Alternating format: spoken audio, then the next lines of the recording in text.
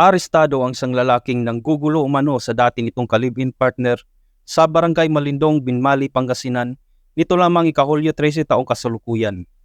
Batay sa ulat, kinilala ang sospek na si alias Johnny, 38 taong gulang, walang trabaho at residente ng Barangay Malindong, Binmali, Pangasinan.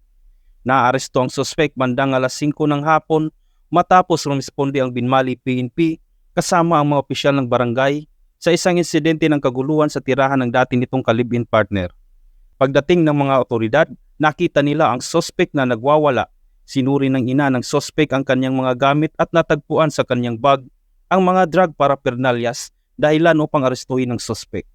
Nagsagawa ng body search ang Binmali PNP alinsunod sa Standard Operating Procedure at nakuha sa posisyon ng sospek ang isang blue bag na naglalaman ng 4 na piraso ng maliliit na cube ng puting crystalline substance na iniinalang shabu na may tinatayang timbang na 5 gramo. Nakuha rin mula sa sospek ang isang piraso ng tubo ng tubig o improvised toter, 7 lighter, isang improvised scoop, 5 improvised foil tube burner, isang improvised sealer, isang gunting, 54 na piraso na ginamit na transparent plastic sachet na naglalaman ng residyo ng hininalang shabu, 30 piraso ng live ammunition ng caliber 45 at 47 piraso ng empty shell.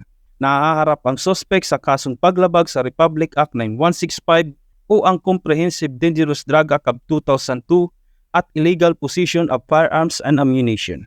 Mula dito sa Ilocos Region, ako ang inyong PNN correspondent, Police Staff Sergeant Chandel Supremo, alagad ng batas, taga-taguyod ng Balitang Pulis.